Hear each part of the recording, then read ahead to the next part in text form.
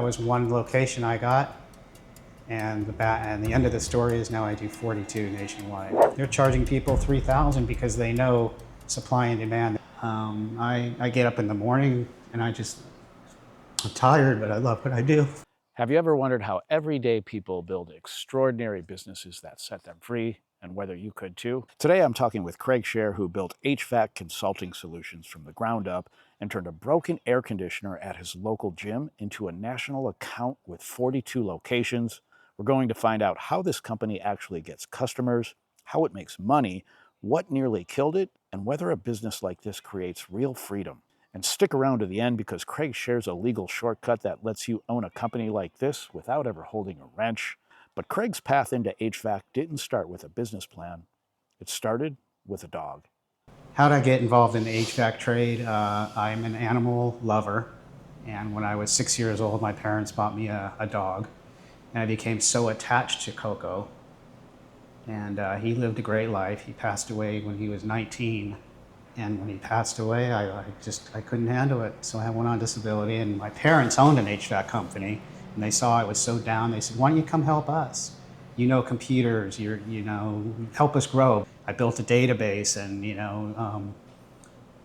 got them going on invoicing and things like that. And I started taking liking to the terminology of air conditioning. It just grew on me.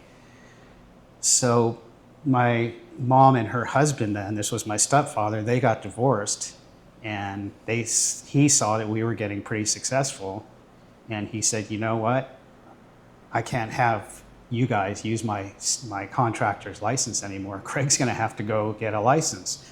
I didn't know anything about the trade, so there I went, reading books for 2 long years, reading books, going out in the field with technicians and hands-on training. And I said, Mom, here I go. I'm going to go. I got tears. I'm going to go take the test. And I passed the first time. Wow. And that was it.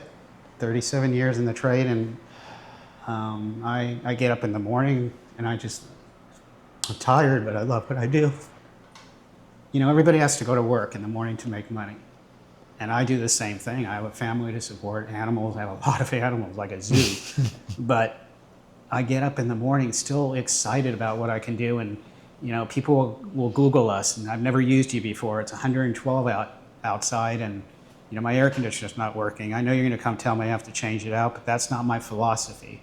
We'll go out there and fix the unit and put a capacitor in and maybe a motor for $700-800, and they're like, wow, and get them through the summer. And you know what? A year later, they call us during the next summer and say, I remember you got me go through the summer. Right now, my system's old, it's inefficient, it works on refrigerant 22. I'm ready to change it out. I want to use you. And that's amazing to me. Yeah. We don't advertise. So, just to get that kind of relationship and recognition and word of mouth is really what I go for. What Craig just described has a name in business. It's called a loss leader. He charges low price, low profit margin to fix a simple repair, establishing trust with the customer. When the customer really needs a replacement, they know exactly who they want to call, the person who didn't overcharge them in the early days. So what do you wish you knew before starting? I wish I knew how an air conditioning system actually cooled and heated a home. I didn't have any knowledge of that. You walk into a home, it's cold, you put on the thermostat, and it's too cold, you turn it off. Yeah. But there's a lot of things to know about how an air conditioning system works. So your question is, what do I wish I knew before? Yeah. Was the technology. The tech and the trade itself. Exactly. Yeah.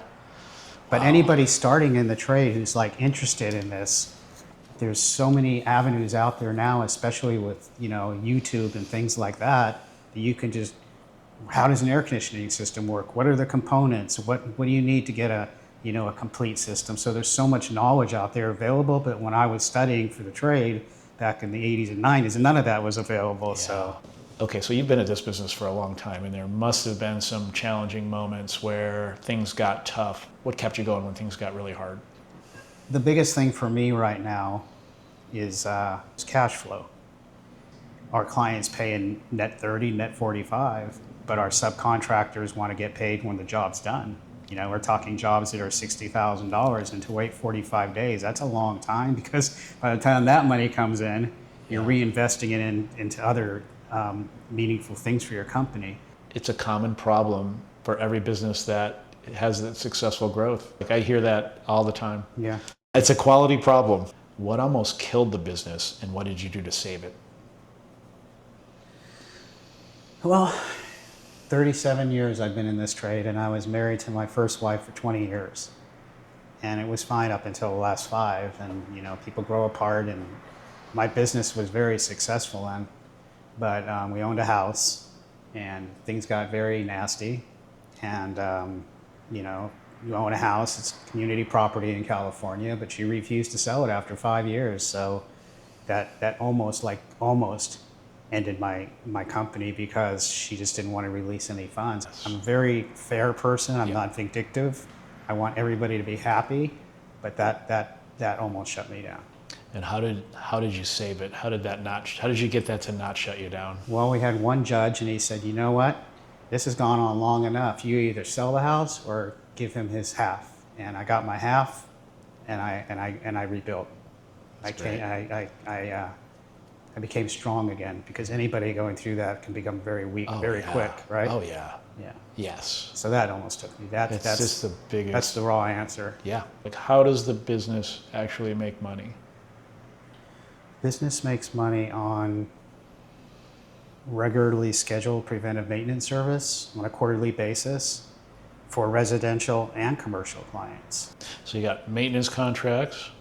Right. We have repairs, both for residential. System replacements. System replacement, also known as a change-out. Change-out, exactly. Gotcha. Okay. So if you have a system that's 20, 30 years old, we'll still keep that system going if possible. Okay. We don't come in all of a sudden and say, change it out. We want to keep it going as long as you feel comfortable.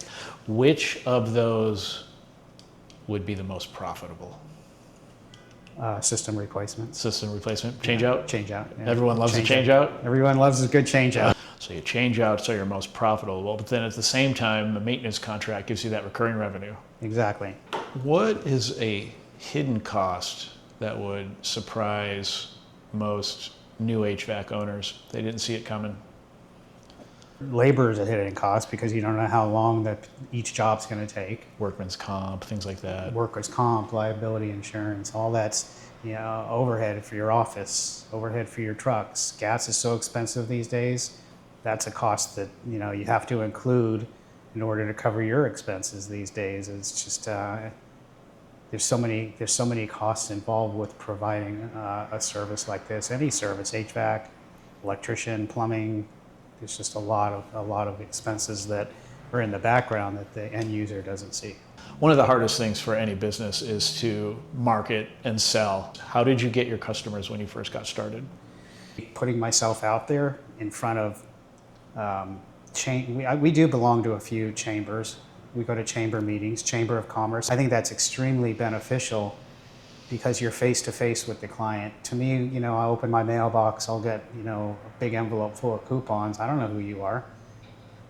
So putting myself out there, going to meetings, talking about service the way it used to be, why you should use us opposed to another contractor, and having people see you repetitively on a regular basis also builds trust and rapport. And so we belong to probably 5 chambers. That's our main avenue of advertising is chambers, and word of mouth is huge for us.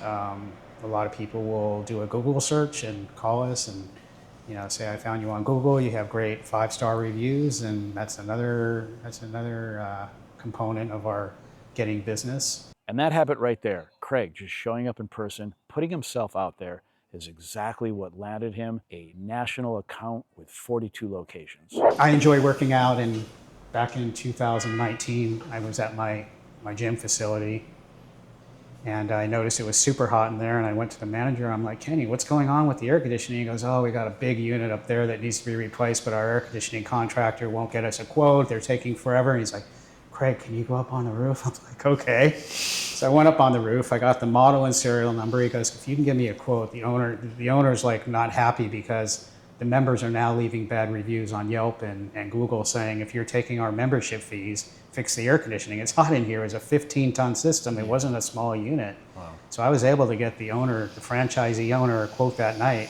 He called me the next morning and he said, look, I don't know you from Adam, but if you can actually do what you say you're going to do in writing, and Kenny, the manager, knows you, I'd like to go with you. We need this fixed. So I was like, oh, I'm like, okay.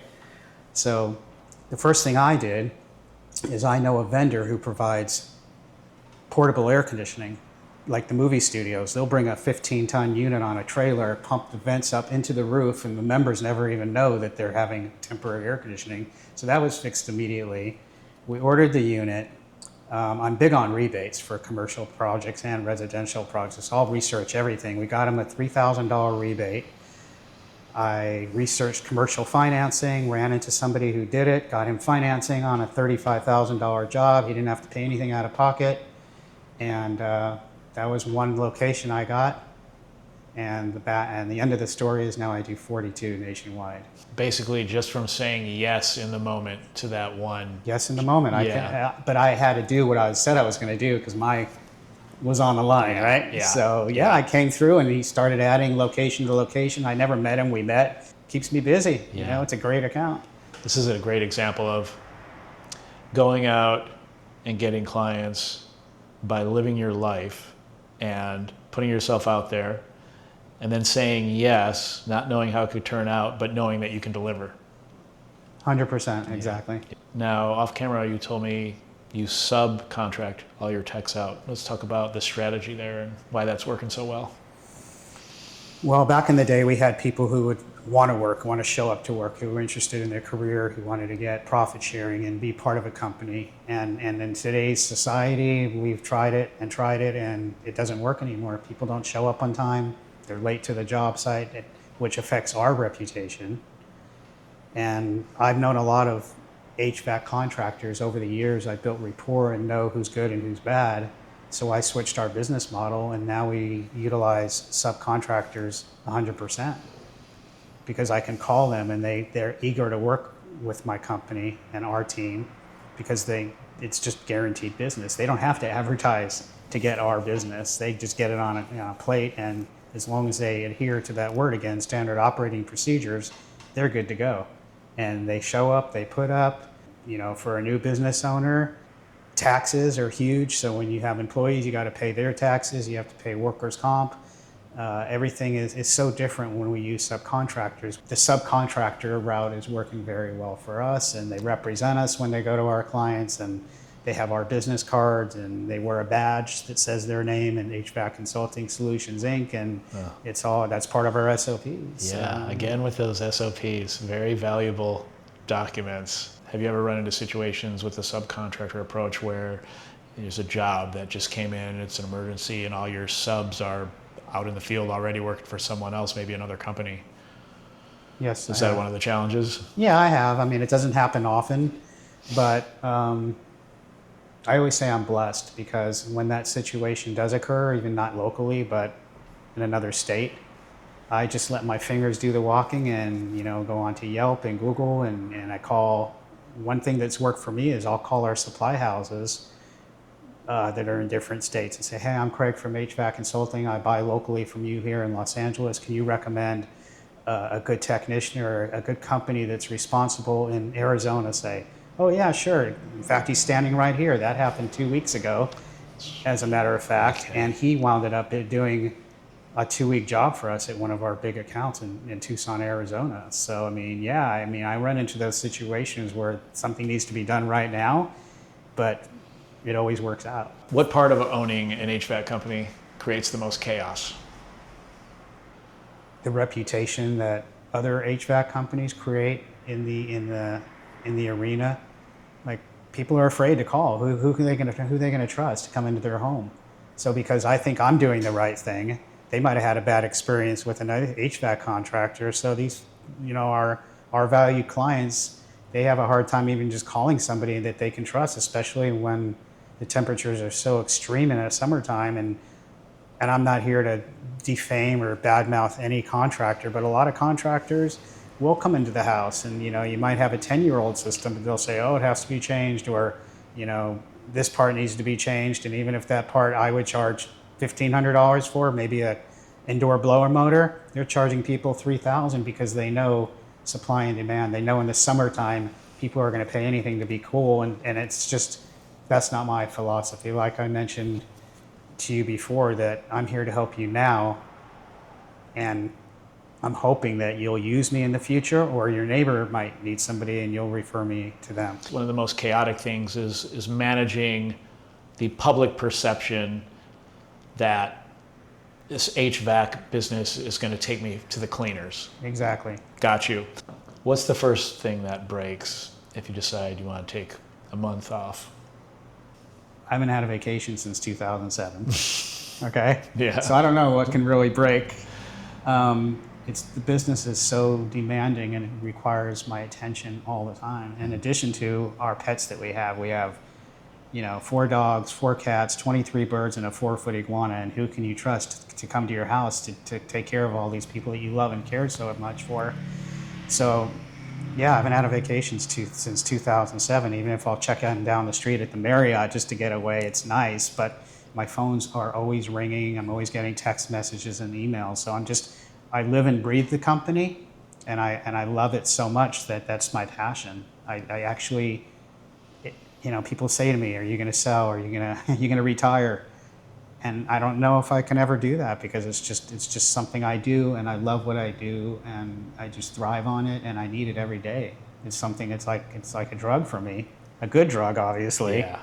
And like you and I talked about off camera, I'm been in the trade 37 years. Yeah, my back hurts every time I get out of bed in the morning. I ache, but I still wake up every single day and love what I do. Has owning HVAC Consulting Solutions created more freedom for you or less freedom for you? I would say half and half. I mean, I really have to tell myself, okay, it's 4 o'clock in the afternoon, I'm here, or I'm at a job site, or I'm at a client's house, a new client, walking and seeing what they need, and I really have to tell myself it's 5 o'clock. It's time to just put it aside and take a walk, go for a walk, play with your dogs, take my car out because I love classic cars. Take your car out and do something for you. Where I'm driving the car and I'm like, I actually take a deep breath and just, oh my God, I'm driving this car. It feels good. So. I don't know. I mean, people talk about work-life balance. My wife said, you really need to learn work-life balance. But I've also read in, Inc. magazine talking about CEOs and CFOs. If you own a company and you're constantly growing it, you don't need work-life balance, because you're just, and I kind of like, yeah, that's me. I don't need work-life balance. I just need to step away for a minute, because operating an HVAC company or any company, it just takes, especially if you're an entrepreneur and you built this from the foundation, it's constant thinking. What can I do to increase it? What can I do to expand? What can I do to be more recognized to the public? So I'm constantly thinking. So that might be a negative, but I think it's a positive, because it's my baby. It's giving you the freedom, basically the autonomy to do something you love to do. That, on one hand, is freedom, but that doesn't mean you have the freedom to just go take a vacation whenever you want. And the great news is you don't want to. This is where you want to be. Before we wrapped, I asked Craig what any aspiring entrepreneur should take away from all this. I would recommend that, with the vast information out there for learning, is just to absorb all you can to be the best that you can do in the trade that you choose to be in. Because even after 37 years, I'm still learning. I'm still researching. If it's anything, you're a car salesman, just be the best you can do, because that's what is going to make you a person successful, and the people that utilize your services are going to recognize that about you. The transparency, the honesty. I mean, that's so important with any business. Is just any service business is just being honest. Don't try to sell something a customer doesn't need, because it will come back and get you at the end, right? It's no secret that HVAC companies are one of the hottest businesses out there right now. A lot of people want to buy them. Do you think you would also have to have deep technical knowledge to own an HVAC company? I do think you'd have to have that knowledge to own an HVAC company. People who own an HVAC company are mandated to have a C20 license by the contractor state license board. But even if you don't have a C20 license, and here's the catch, you can get somebody who's experienced in HVAC, and it's called an RMO, a responsible managing officer. So they can come into your organization and be the licensee holder as the RMO, and you would, and that RMO has to work a minimum of 30 hours per week in the company, but you can run your company with an RMO. They get a salary every month, and then you can, that lasts a certain amount of time until you get your feet wet in the industry and learn about the trade. That's one way to do it legally. And then I don't know the specific term, 3-5 years that an RMO is on board. But then you go test for your license, and you can be the RMO, the licensee holder. And I didn't know anything about this trade, so I'm like a good example of what can be done. I think anybody who has the desire to be in this trade is definitely, it's an easy in. 37 years in, and Craig is still learning, and he still refuses to sell anyone anything that they do not need. He started with a loss and a willingness to say yes. Craig has 100% freedom to do what he wants, and what he wants to do is his business full time. If he can do it, you can too. And if Craig's right, it's an easy in.